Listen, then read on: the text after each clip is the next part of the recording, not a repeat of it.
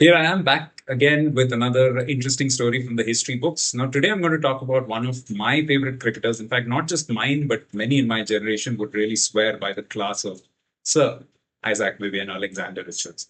For kids of today, you might have seen a lot of footage of his, but you have to have been there to have seen the way that he would walk out, the swag as he walked to the crease, the maroon cap, West Indies cap on his head, never wore a helmet all his life, chewing gum in his mouth, and just bringing on that little aura to the crease and telling the opposition team that I'm here for a fight. In fact, he was known as Smoking Joe because of his resemblance to the great boxer Joe Louis.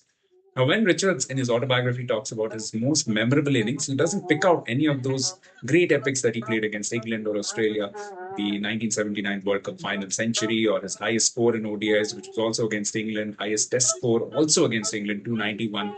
Those were all great knocks themselves, but he picks out one which was against a very modest Indian attack in February of 1983 in Jamaica, in his home countries, so to speak, in a test series. Of course, this was a few months before the same Indian team would actually go on to beat West Indies at the World Cup final in Lords. So this was a match where India did pretty well, although there was a late collapse. But they left West Indies requiring 170 odd to win in 20 overs exactly to win the Test match.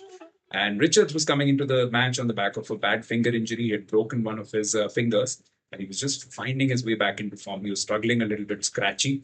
That's where his captain helped. Clive Lloyd just told his batters, go out there, let's go for this target. And when Richards came out to the crease, the team was slightly precariously placed at 65 for two, chasing this pretty big total. And then he went on to make 61 from just 36 balls and stayed not out till the end to guide his team home. And this is a pattern I've noticed with a lot of these great players. When you chat with them, some of their best, most memorable knocks have not been those which are statistically perhaps necessarily their best, but it's come with their backs to the wall, with some kind of difficult circumstances, which has led their team to win in quite tough situations. So that's what perhaps sets those champions apart. And there was no champion bigger in my book than Viv Richards.